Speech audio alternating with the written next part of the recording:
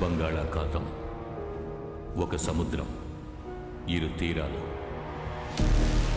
7 సంవత్సరాల క్రితం ఇక్కడ జరిగిన ఒక చిన్న సంఘటన పెద్ద సమస్యగా మారి గోదావరి జిల్లాలోని కాకినాడ, రాజమండ్రి 2 ఊళ్ళు పగతో రగిలిపోతున్నాయి. కాకినాడలో చేపలు పట్టే వృత్తి చేస్తూ జాలర్ల సంఘ నాయకుడిగా ఈ ఊరినే తన అదుపులో ఉంచుకుంది సముద్రం కుటుంబం.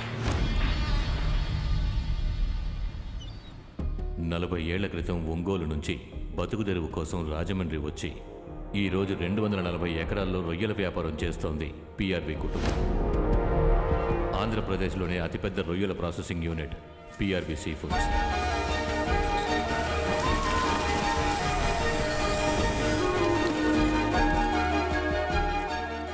మందికి పైగా పనిచేస్తున్న ఈ కంపెనీ నుంచి విశాఖపట్నం ఓడరేవు మీదుగా ఎన్నో దేశాలకు ఎగుమతి చేస్తున్నారు. అది మాత్రమే కాదు, bus service, lorry service, theatre, కళ్యాణ మండపం అని ఈ ఊరికే చిహ్నంగా ఉన్నది పిఆర్వి గ్రూప్.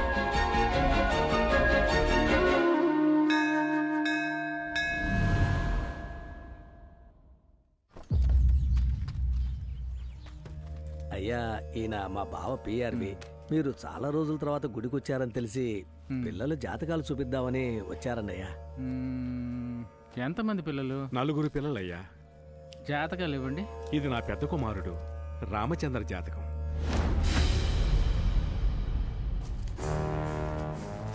ఏంటి ఇది? సార్, ఈ ఒక్క చేప రొయ్యలతో కలిసి లండన్ వెళ్ళిందంటే మొత్తం కన్సైన్మెంట్ రిటర్న్ అవుతుంది. ఆ తర్వాత ఎండు చేపలు అమ్ముకోవాల్సిందే. అప్పుడు ఇంకా రైతు బజార్లో కూర్చొని నువ్వే అమ్మాలి. తోలుడు చేస్తా. అనయ్య, మన సంఘం నుంచి చిన్నయ్య కమిటీ మెంబర్లు వచ్చారు.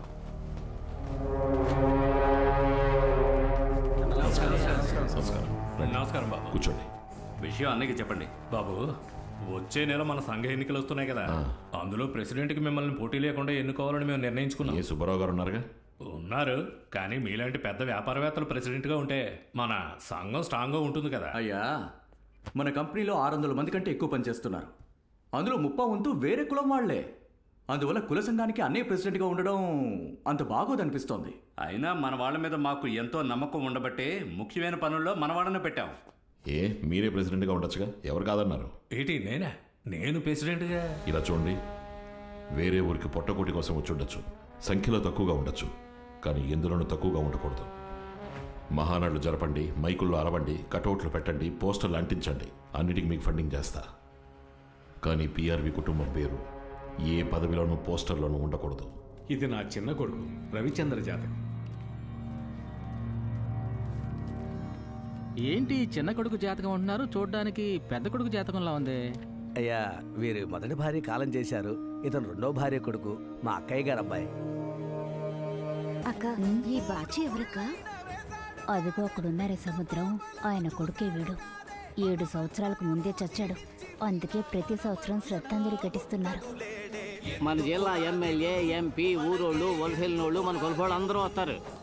కానీ ఆ పిఆర్వి కుటుంబం, వాళ్ళ కొలుపోళ్ళు ఎవ్వరూ రారు. అంత పగ పెరిగింది. కుటుంబ ఆస్తులు, వ్యాపారం అన్నీ నా పేరు మీద ఉన్నాయి. నేను బాగున్నప్పుడే పిల్లలకు ఈ ఆస్తిపాస్తులు పంచేద్దాం అనుకుంటున్నాను.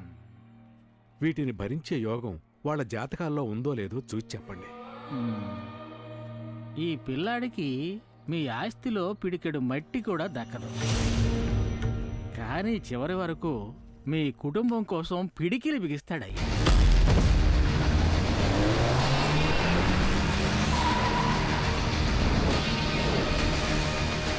వాడు ఏనుగు లాంటివాడు. మీ అందరినీ తన భుజాల మీద ఎత్తుకొని మోస్తాడు.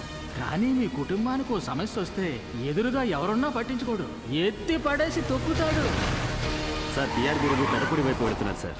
బాచీకి శ్రద్ధాంజలి ఘటించే చోట ఈయనకేం పనయ్యా? సార్, నెక్స్ట్ చెక్ పోస్ట్ లో బ్లాక్ చేయమంటారా సార్? ఆయన అడ్డుకుంటే మనకేనయ్యా ఇబ్బంది. Okay sir. అందరండి. ఎంత పెద్ద సమస్య వచ్చినా ఒక్కడే వెళ్ళి నిలబడతాడు.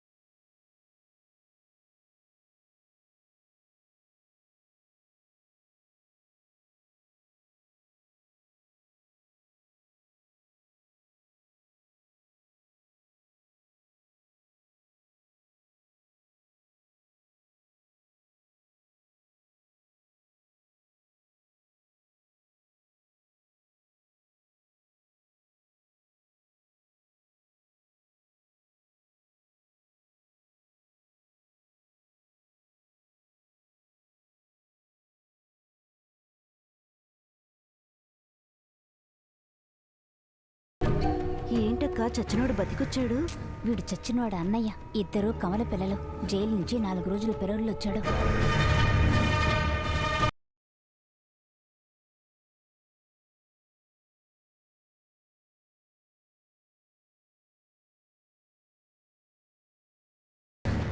బాజీ ఇంకా చావలేదు. నా రూపంలో బతికే ఉన్నాడు. త్వరలో జైలు నుంచి బయటికి వస్తా. చావడానికి అందరూ సిద్ధంగా ఉండండిరా.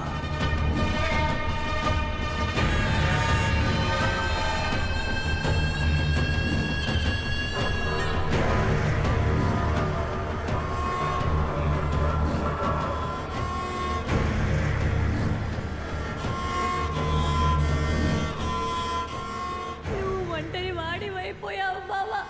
నీ తమ్ముడు నీకు దూరం అయిపోయాడు బావా. లింగం 2 కన్నుల్లో ఒక కంటిని పీకి పారేశారా?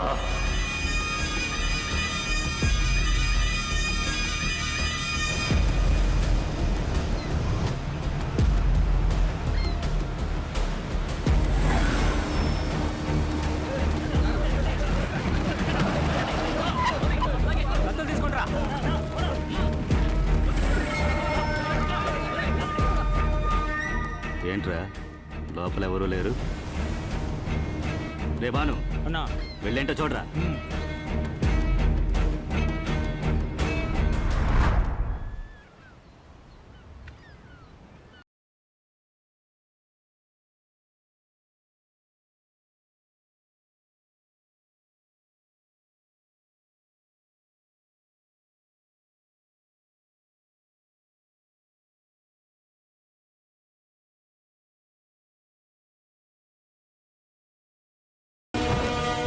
ఏరాపిగా పిఆర్వి కుటుంబానికి సముద్రం కుటుంబానికి పగుంటే నువ్వు మధ్యలోకి వచ్చి దూరుతావు ఎందుకురా? పడవ తీరా పుచ్చలు లేచిపోద్ది.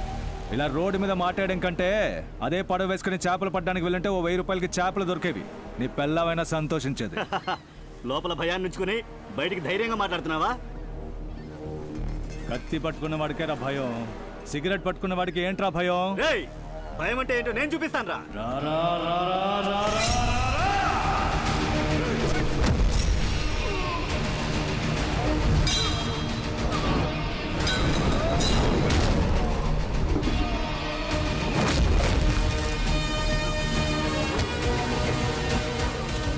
భయాన్ని నేను చూపించినా నిజమైన భయం అంటే ఇదేరా.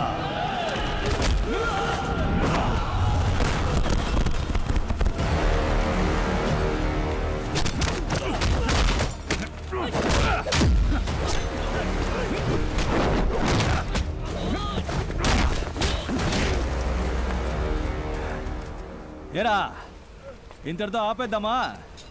కావాలంటే ఓడిపోయానని ఒప్పుకుంటా. వెళ్ళి వాళ్ళతో చెప్పు, ఓడిపోయా ఓడిపోయా ఓడిపోయా ఓడిపోయా.